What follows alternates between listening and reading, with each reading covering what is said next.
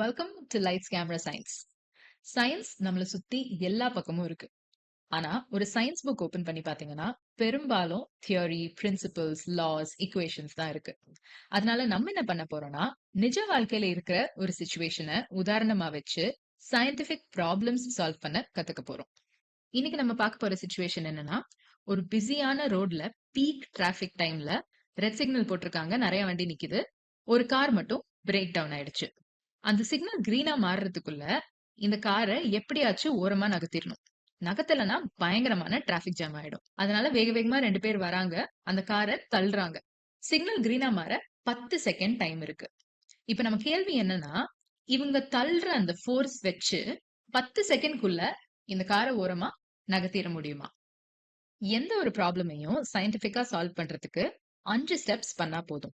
Set the scene, spot the clues, choose your power, make your move, bring your answer to life. சம்மந்தமே இல்லாம பேசுறேன்னு நினைக்காதீங்க. இப்ப நம்ம சால்வ் பண்ணும்போது நான் என்ன சொல்ல வரேன்னு உங்களுக்கு புரியும். ஓகே, நம்ம ஒயிட் போர்டுக்கு போவோம். அண்ட் இதை நம்ம சால்வ் பண்ண ஸ்டார்ட் பண்றதுக்கு முன்னாடி இப்ப நான் சொன்ன சிச்சுவேஷனை ஒரு ப்ராப்ளம் ஸ்டேட்மெண்டா ஸ்கிரீன்ல டிஸ்ப்ளே பண்றேன். ஒரு ஃபியூ செகண்ட்ஸ் எடுத்து இதை படிச்சுக்கோங்க. எந்த ஒரு ப்ராப்ளமையும் சால்வ் பண்றதுக்கான ஃபர்ஸ்ட் ஸ்டெப் விஷுவலைஸ். அதாவது அந்த சிச்சுவேஷன்ல என்ன நடக்குதுன்றத காட்சிப்படுத்தி அதை தெளிவா புரிஞ்சுக்கிறது. ஒரு ப்ராப்ளம் ஸ்டேட்மெண்ட்டை நம்ம தெளிவா புரிஞ்சுக்கிட்டோம்னாலே முக்கால்வாசி அதை சால்வ் பண்ணியாச்சு. சோ நம்ம இந்த ப்ராப்ளம விஷுவலைஸ் பண்றதுக்கு ஒரு சிம்பிள் ஸ்கெட்ச் இல்ல ஒரு டயக்ராம் மாதிரி போடலாம். நம்ம சிச்சுவேஷன்ல ஒரு கார் இருக்கு, இப்ப நடு ரோட்ல நிக்குது. ஆனா இதை நம்ம ஓரமா புஷ் பண்ணணும். இது நம்ம புஷ் பண்ண வேண்டிய டிஸ்டன்ஸ் 8 மீட்டர்ஸ். இந்த காரோட மாஸ் 1000 kilograms. 2 பேர் நின்னு புஷ் பண்றாங்க. இவங்க கொடுக்கக்கூடிய ஃபோர்ஸ் 600 நியூட்டன்ஸ். அண்ட் எந்த ஒரு ஆப்ஜெக்ட் தரையில மூவ் ஆனாலும் அது தரையை அந்த மீட் பண்ற இடத்துல ஒரு ஃப்ரிக்ஷன் ஏற்படும். அண்ட் ஃப்ரிக்ஷன் எப்பயுமே ஆப்போசிட் சைட்ல தான் ஆக்ட் ஆகும். நம்ம ப்ராப்ளம் ஸ்டேட்மெண்ட்டுக்கு ஃப்ரிக்ஷன் என்னன்றது கொடுத்திருக்காங்க. அண்ட் நான் போடுற ஆரோ மார்க்க இந்த ஆப்ஜெக்ட் மூவ் ஆகிறதுக்கான ஆப்போசிட் சைடு, அதாவது லெஃப்ட் ஹேண்ட் டைரக்ஷனை நோக்கி போடுறேன். 200 நியூட்டன்ஸ். சோ நம்மளால காட்சிப்படுத்த முடிஞ்சதெல்லாம் பண்ணியாச்சு. நம்ம ஸ்டெப் 1 ஓவர். நம்ம இப்ப ஸ்டெப் 2க்கு போலாம். Spot the clues. என்னெல்லாம் தெரியும், என்னெல்லாம் தெரியாது, என்னெல்லாம் க்ளூஸ் இருக்குன்றத கண்டுபிடிச்சு சொல்ல போறோம். நமக்கு என்னெல்லாம் தெரியும்? இந்த காரோட மாஸ், அது நம்ம எம்னு குறிக்கலாம், 1000 kilograms. எவ்வளவு டிஸ்டன்ஸ் மூவ் பண்ணணும்னு தெரியும். பொதுவா ஈக்குவேஷன்ஸ் ஆஃப் மோஷன்ல எல்லாம் டிஸ்டன்ஸை எஸ்ன்னு தான் குறிப்போம், 8 மீட்டர்ஸ். டைம் நமக்கு தெரியும், எவ்வளவு டைம்ல மூவ் பண்ணணும், இதை நம்ம ஸ்மால் டீல குறிப்போம், இது 10 செகண்ட்ஸ். அடுத்தது ஃபோர்ஸ். நான் நெட் ஃபோர்ஸ் எழுதுறேன், ஏன்னா நமக்கு இங்க 2 ஃபோர்ஸ் கொடுத்திருக்காங்க. நமக்கு தேவையான டைரக்ஷன்ல 600 நியூட்டன்ஸ், நம்மளுக்கு தேவை இல்லாத டைரக்ஷன் ஆப்போசிட் டைரக்ஷன்ல 200 நியூட்டன்ஸ். சோ எஃபெக்டிவா நமக்கு தேவையான டைரக்ஷன்ல எவ்வளவு ஃபோர்ஸ் போக போகுதுன்றது தான் நெட் ஃபோர்ஸ். அதை கண்டுபிடிக்க நமக்கு தேவையான அந்த 600 நியூட்டன்ஸ்ல இருந்து நமக்கு தேவை இல்லாத டைரக்ஷன்ல போற அந்த 200 நியூட்டன்ஸை கழிச்சுக்கணும். சப்ட்ராக்ட் பண்ணோம்னா 400 நியூட்டன்ஸ். இதை நான் எஃப்னு குறிச்சுக்கிறேன். சோ நம்ம கிட்ட மாஸ் இருக்கு, டிஸ்டன்ஸ், டைம் அண்ட் ஃபோர்ஸ் இருக்கு. இதோட நம்ம கிட்ட இருக்கிற எல்லா க்ளூஸையும் நம்ம எழுதிட்டோம். Step 3, pick your power. அதாவது நம்ம எந்த சூப்பர் பவரை யூஸ் பண்ணி இந்த ப்ராப்ளம் சால்வ் பண்ண போறோம். பேசிக்கலி எந்த ஃபார்முலா யூஸ் பண்ண போறோம். டிஸ்டன்ஸையும் டைமையும் ரிலேட் பண்ற மாதிரி எந்த ஈக்குவேஷன் ஆஃப் மோஷன் இருக்கு? செகண்ட் ஈக்குவேஷன் ஆஃப் மோஷன் நீங்க படிச்சிருப்பீங்க. அதோட ஒரு form s is equal to half times at square. இந்த ஈக்குவேஷன்ல ஒரு சர்டன் டைம் அண்ட் ஆக்சலரேஷன் தெரிஞ்சதுன்னா அதை வச்சு எவ்வளவு டிஸ்டன்ஸ் ஒரு ஆப்ஜெக்ட் மூவ் ஆகுதுன்றத கண்டுபிடிக்கலாம். ஆனா இதுல ஆக்சலரேஷனை எப்படி கண்டுபிடிப்போம்? ஏன்னா ஆக்சலரேஷன் நம்ம கிட்ட இல்ல. நம்ம கிட்ட இருக்கிற இந்த இன்ஃபர்மேஷனை வச்சு எப்படியாவது ஆக்சலரேஷனை கண்டுபிடிக்க முடியுமா? Yes, Newton second law. Newton second law force, acceleration and mass relate பண்ணுது.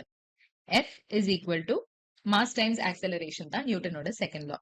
இதை நம்ம ரீஅரேஞ்ச் பண்ணோம்னா ஆக்சலரேஷனை கண்டுபிடிச்சுக்கலாம்.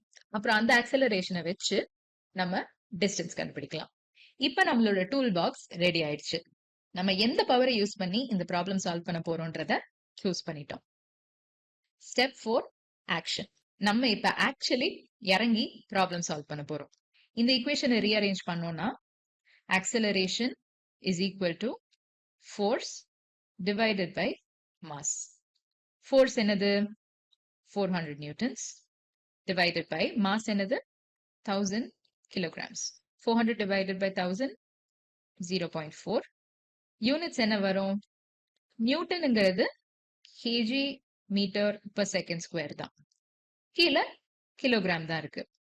ஸோ இது கேன்சல் அவுட் ஆயிடுச்சுன்னா நம்மளோட units metre per second square. And இதுதான் ஆக்சலரேஷன் யூனிட்ஸ், அது நமக்கு தெரியும்.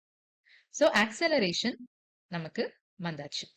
இந்த ஆக்சலரேஷனை யூஸ் பண்ணி டிஸ்டன்ஸ் கண்டுபிடிக்க போதும். s is equal to 1/2 into நம்ம கண்டுபிடிச்ச ஆக்சலரேஷன் 0.4 times 10 square. ஏன்னா 10 செகண்ட்ஸ் தான் நம்ம டைம். இந்த வேல்யூவை நம்ம கால்குலேட் பண்ணோம்னா நம்மளோட ஆன்சர் 20 வரும். யூனிட்ஸ் கண்டுபிடிக்கலாம்.